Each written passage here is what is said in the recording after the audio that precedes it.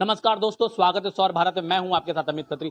बिहार चुनाव की दहलीज पे खड़ा है। तमाम प्रत्याशी लोगों के बीच जा रहे हैं, जनता के बीच जा रहे हैं, अपने अपनी वादे अपने अपने मुद्दे को लेकर। हम खड़े हैं पटना साहिब विधानसभा। जी हां, पटना साहिब गुरु गोविंद की जन्मस्थली है, उसी विधानसभा में खड़े हैं। यहाँ हमारे एक महिला से आपको रूबरू कराएंगे। जी हाँ, बालाजी सेवा संस्थान के नाम से एक संस्था चलाती हैं, सैकड़ों महिलाओं के साथ वो पिछले 25 वर्षों से संस्था चला रही हैं।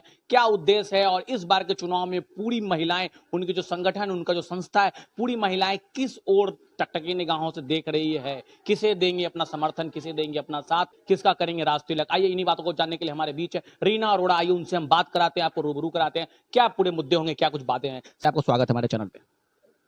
मैडम, बालाजी सेवा संस्थान के नाम से आप पिछले 25 वर्षों से संस्था चला रही है। क्या उद्देश्य है पहले संस्था का, ये बताइए। देखिए, हमारी संस्था का ये धार्मिक संस्था है।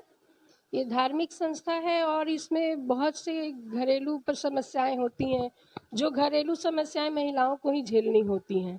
तो महिलाओं के समाधान से जुड़ी हुई बातें कुछ यहाँ पे प्रॉब्लम सॉल्व होती हैं। लोग आते हैं, इसके विषय में चर्चा होती है। उन लोगों की हर समस्या का समाधान करने के लिए यहाँ पे उपाय बताए जाते हैं। मैडम, संस्था में सैकड़ों महिलाओं को आप जोड़ी हैं। संगठन लंबा संगठन है, बड़ी संगठन का विस्तार कर दिया। बिल्कुल बिल्कुल। कितनी महिलाओं का विस्तार है इसमें? मैं कैसे आपको बताऊं, ये तो अनगिनत है, जो मैं आपको बयान भी नहीं कर सकती। और पूरी सिटी नहीं, पूरे बिहार में इस चीज़ की चर्चा है। मैं अपने जुबान से क्या बोलूं कि बालाजी परिवार सेवा संस्थान एक ऐसी संस्था है जो हर तरीके से महिलाओं के लिए तत्पर पे खड़ी रहती है। मैं भी एक महिला हूं, तो जाहिर सी बात है कि महिलाओं के समस्याओं को बहुत खूब अच्छी तरीके से समझ सकती हूँ कि कहाँ उन लोगों को परेशानी आती है। जैसे अभी आप देखिए, आप चुनाव के मुद्दे को लेकर हमारे पास आए हैं। चुनाव के मुद्दे पे ही अगर कहा जाए तो भाई अभी किसको चुनना चाहिए, जाहिर सी बात है कि आपका यही मुद्दा होगा कि किसको चुनना चाहिए। और चुनने के लिए कोई भी कैंडिडेट खड़ा हो, सबसे पहले बात ये आती है कि पूरे संसार में, पूरे विश्व में जो भी समस्या होती है महिलाओं के साथ होती है। और महिलाओं को कौन कितनी सुरक्षा दे सकता है, ये जानना बहुत जरूरी है हम महिलाओं के लिए। हम महिलाएं यही जानना चाहती हैं कि भाई हमारे लिए कौन तत्पर है। और इतनी दूर दूर से लोग आकर के वादे करते हैं, हम हैं हम हैं हम हैं, लेकिन हमारे लिए कौन है, हमें ये जानना बहुत जरूरी है। तो हम तो यही चाहेंगे कि हमारे पड़ोसी हमारे काम आते हैं। इस बार किनको देख रही हैं? आप संस्थापिका हैं, बहुत सारे आपके पीछे एक बड़ा संगठन विस्तार है, तो आप उन महिलाओं के उत्थान के लिए और अपनी एक महिला समाज के उत्थान के लिए किसे देख रहे हैं? स्थानीय विधायक माननीय नंदकिशोर यादव जी, उनका सीधा प्रतिद्वंदी है परवीन सिंह कुशवाहा। क्या लगता है आपको, स्थानीय विधायक जी ने काम किया है? देखिए, मैं तो अभी चेहरे के हिसाब से बात नहीं कर रही हूँ, ये नंदकिशोर जी हो या कोई भी हो, लेकिन जो बात सच है मैं उस पर जानना चाहती हूँ या जानना चाहती हूँ कि उन्होंने यहाँ पे सिटी में कई वर्षों से बहुत काम किया है। भले ही किसी की जुबान पे ना हो, लेकिन दिल और दिमाग अलग चलता है और लोग कुछ अलग चलते हैं। उन्होंने बहुत काम किया है, लोगों की जुबान पे हो या ना हो। सबसे बड़ी तो नम्रता से वो पेश आते हैं, जो महिलाओं को मान और सम्मान से बात को सुनने के लिए भी तैयार होते हैं। अन्यथा तो लोग पॉलिटिक्स में इस तरह के होते हैं, मैं क्षमा मांग के कह रही हूँ, क्योंकि हो सकता है इसको बहुत से लोग सुनेंगे, देखेंगे तो बुरा भी लगेगा। लोग सुनना भी नहीं चाहते हैं, और वो तो कम से कम किसी की बात को अहमियत तो देते हैं। हमारे जो मंत्री हैं नंदकिशोर यादव जी, वो बात को धैर्य से सुनते तो हैं, ये भी एक बहुत बड़ी बात है। अगर आप किसी को सम्मान देते हैं, उसके साथ साथ धैर्य से उसकी बात को सुन लेना, समझ लेना, ये बहुत बड़ी समझदारी की बात है। तो मैं सबसे आग्रह यही करूंगी, खास करके हमारे क्षेत्र की महिलाओं से, अगर हम अपनी सुरक्षा चाहते हैं और अपने लिए कुछ चाहते हैं, तो अपने क्षेत्र के ही हम क्यों न प्रतिनिधि को चुनें, जिसमें हमारे नंदकिशोर यादव जी हैं। हमें हमेशा काम आते हैं और नज़दीक में है, तो जाहिर सी बात है कि वही हमारे लिए पहले तत्पर रहेंगे। अब दूर से कोई बाहर से आके खड़ा हो जाए और हम उसको वोट दें, उसकी तैयारी में जुट जाए, और जब हमको ज़रूरत पड़े तो वो हमारे नज़दीक ही नहीं है, तो फिर ऐसा वोट देना मुझे लगता है कि हमारी मूर्खता होगी। मैडम, स्थानीय का एक मुद्दा, स्थानीय और बाहरी का एक मुद्दा ट्रेंड कर रहा है, कुछ ज्यादा ही जोर से बिहार पटना साहिब विधानसभा में, क्या कहेंगे इस पर? देखिए, इस पर क्या बोलूं, बोलने के लिए तो बहुत सी बातें हैं, लेकिन समय के अभाव में मैं इतना कुछ नहीं कह पाऊंगी, इसलिए थोड़ी सी मैं अपनी बात को मैं पूरी करना चाहती हूँ।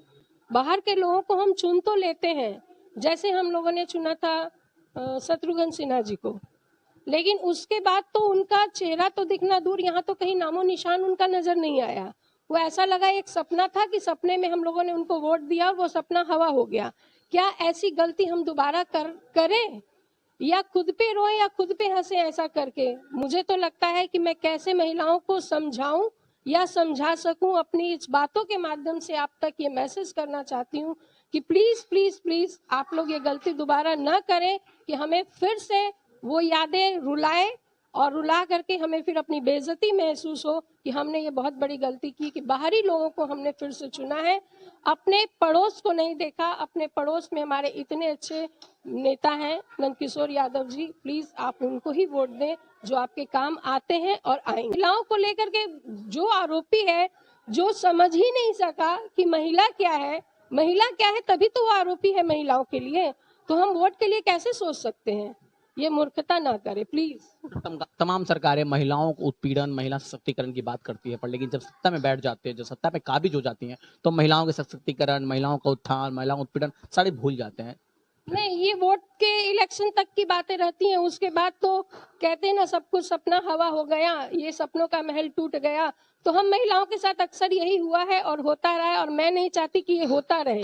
इसको परिवर्तन करने के लिए पहल हम ही महिलाओं को करनी होगी कि हम अपने प्रतिनिधि को चुनने में सक्षम हो और समझ सके कि हाँ, हमें नंदकिशोर जी को वोट देना है। एनडीए सरकार में महिलाओं को मिला है बल। मैंने कहा ना कि बोलने के लिए बहुत कुछ है, लेकिन समय का अभाव है जो मैं इतना कुछ नहीं बोल सकती हूँ। प्लीज मेरा यही बार बार आप लोगों से आग्रह है, महिलाओं से, महिलाओं तक मेरा ये संदेश जाए, और मैं महिलाओं से यही आग्रह करूंगी कि आप नंदकिशोर जी को ही वोट दीजिए अपनी सुरक्षा के लिए। आप नंदकिशोर जी के लिए नहीं, अपनी सुरक्षा हेतु आप अपने कैंडिडेट को चुनिए कि हम आवाज उठा सके, हम उन तक पहुंच सके और वो हमारे करीब होते हुए हमारे काम आ सके, और आते हैं। तो ये थे हमारे साथ रीना अरोड़ा, जो कि एक धार्मिक संस्था चलाती हैं, बालाजी सेवा संस्थान, जो कि बेबाकी से अपनी बातों को रख रही थी। कौन होगा महिलाओं का उत्थान, महिलाओं का सशक्तिकरण और महिलाओं के बारे में सोचने वाला, कौन होगा उनका प्रतिनिधित्व, कौन करेगा उनका पटना साहिब का नेतृत्व। इन तमाम बातों को जानने के लिए, छोटी बड़ी खबरों को देखने के लिए सौर भारत न्यूज को सब्सक्राइब शेयर करना ना भूलें। तब तक हमें दीजिए इजाजत। सौर Bharat news Patna. Gold jewellery, diamond jewellery, platinum jewellery, silver और स्टोन्स की एक संपूर्ण रेंज। जगमोहन लाल शिवरतन लाल ज्वेलर्स, पटना सिटी चौक, पटना। कुमार होम्स आए और LCD TV, fridge, AC, washing machine, अलमीरा, बेड, सोफा और डाइनिंग टेबल जैसे ढेर सारे प्रोडक्ट्स आपको मिलेंगे सर कुमार होम्स, गुरु गोविंद सिंह पथ, चौक, पटना सिटी।